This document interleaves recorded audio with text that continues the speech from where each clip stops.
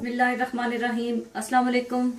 आज मैं आपको मूली के पराठे बनाने की रेसिपी दे रही हूँ। तो इसके लिए एक अदद मूली बड़े साइज की, इसे आप श्रेड कर लें, कद्दूकश कर लें। मैं आपको बिल्कुल बेसिक बता रही हूँ, आप अपने घर के मेंबर्स के हिसाब से बनाइएगा। एक बड़े साइज की मूली कद्दूकश की हुई, ये तकरीबन 2 कप है। तो आप प्लीज मेजरमेंट वाले कप का हिसाब रखिएगा।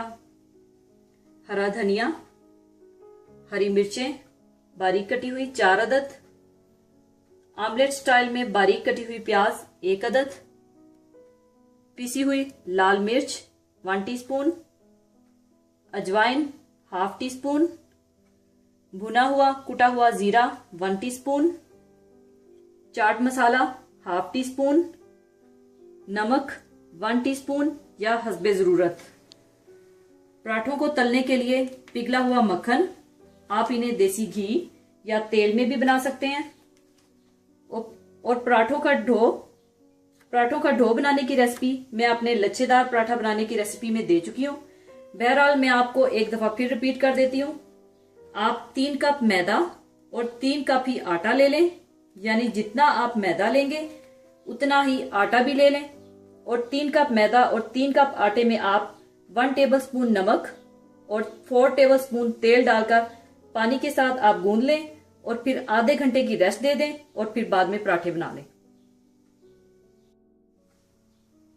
सबसे पहले आप कद्दूकश की हुई मूली को नमक लगाकर 10 मिनट के लिए रख दें और बाद में इसका सारा का सारा पानी निचोड़ कर निकाल देंगे।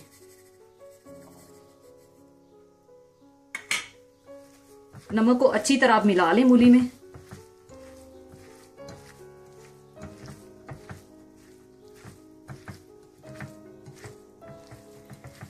अच्छी तरह नमक लगाने के बाद अब इसे मैं 10 मिनट के लिए छोड़ दूंगी। 10 मिनट गुजरने के बाद आप इसे अच्छी तरह से मसल लें और मसल कर इसका पानी निकाल दें।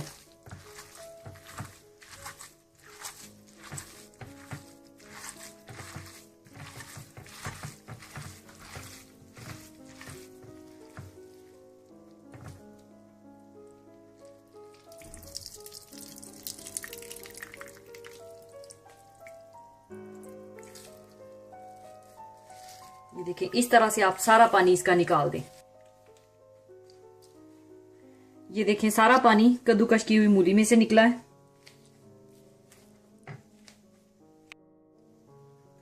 पानी आपने इसका सारा निकाल देना है, इसको बिल्कुल ड्राई कर देना है।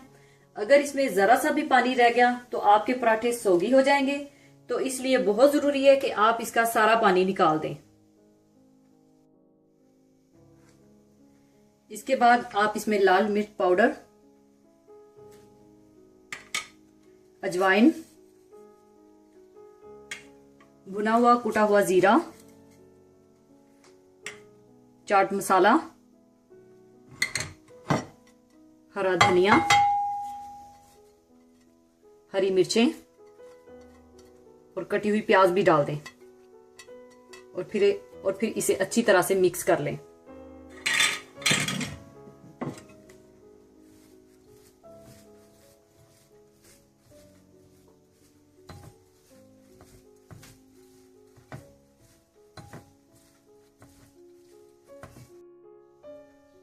अच्छी तरह मिलाने के बाद इसमें आपने मजीद नमक नहीं डालना, क्योंकि शुरू में हमने कद्दूकश की हुई मूली को नमक लगाकर रख लिया था, वही नमक काफी होगा। इसके बाद आप छोटे छोटे पेड़े बना लें।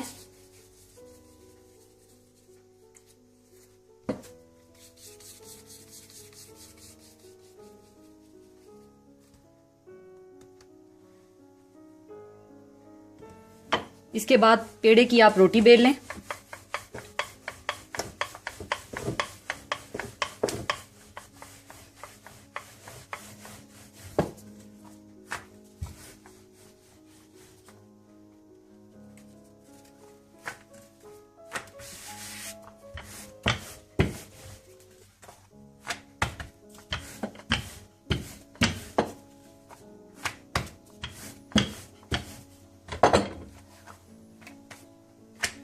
रोटी बेलने के बाद इसको आप थोड़ा सा लच्छेदार पराठे का टच देने के लिए आप ऊपर मक्खन लगाएं।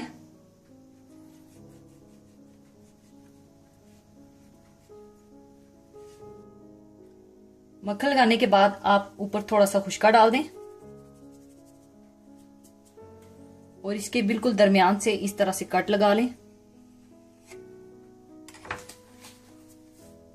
और इस तरह से इसको रोल कर लें।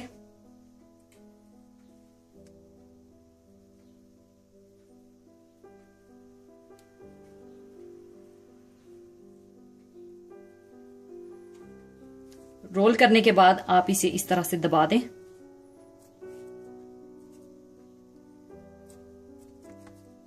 और इसको साइड पे रख दें और बाकी सारे भी इसी तरह बना दें।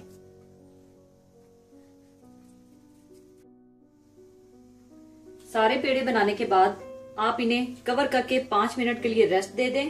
और अगर आप सादे पराठे बनाना चाहते हैं तो आप बिल्कुल सादी रोटियां बेलकर स्टफिंग कर सकते हैं। 5 मिनट गुजरने के बाद आप दोबारा रोटी बेल लें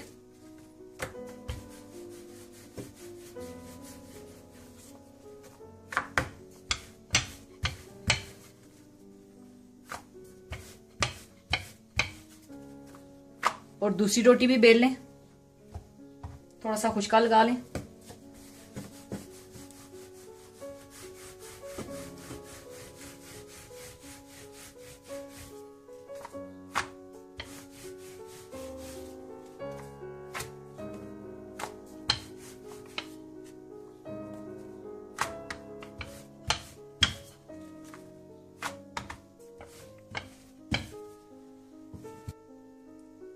दोनों रोटियां बेलने के बाद आप एक रोटी पे स्टफिंग रखें।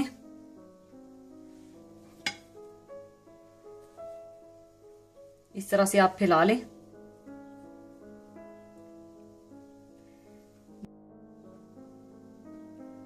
दूसरी रोटी पर आप थोड़ा सा पानी लगा दें इस तरह से और ये रोटी उठाकर आप स्टफिंग वाली रोटी पर रख दें इस तरह से और आपस में इनको जोड़ दें। अच्छी तरह से आप इन्हें बंद कर दें। दूसरी तरफ आप पैन को गर्म कर लें।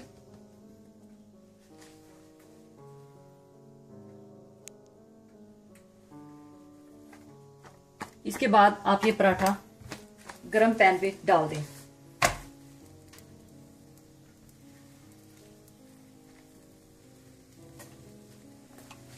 ऊपर आप थोड़ा सा मक्खन डाल दें।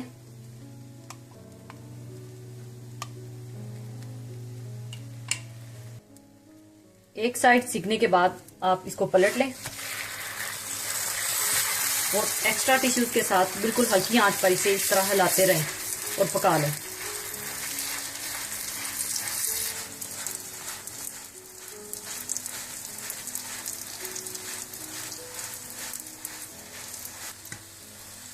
एक तरफ से पकने के बाद आप इसकी दूसरी साइड पर भी मक्खन लगा लें और फिर पलट कर दूसरी साइड भी पका लें।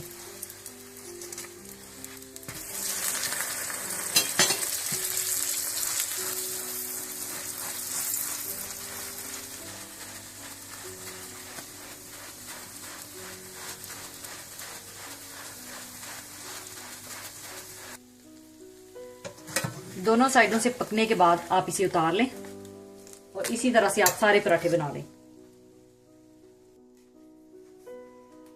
अगर आपको डर हो कि आपकी स्टफिंग बाहर निकल जाएगी तो इसके लिए मैं आपको एक और तरीका बताती हूँ पराठा बनाने का।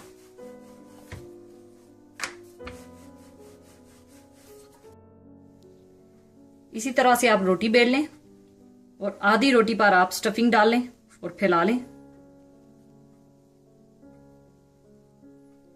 और आधी रोटी पर आप इस तरह से पानी लगा लें और इसको इस तरह बंद कर दें।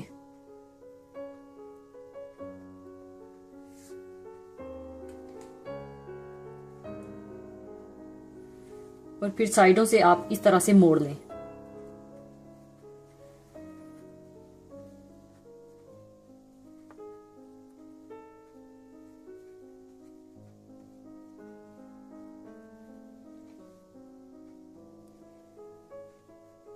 इसी तरह से आप ये पराठा भी तल लें।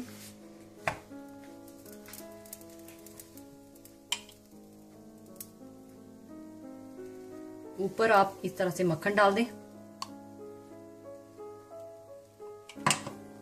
और इसकी साइड बदल दें।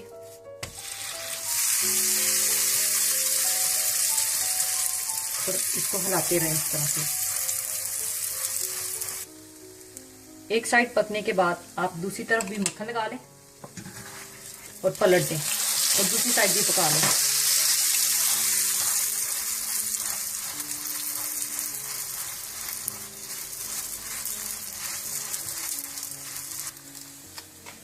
दोनों साइडें पकने के बाद आप इसे भी उतार लें।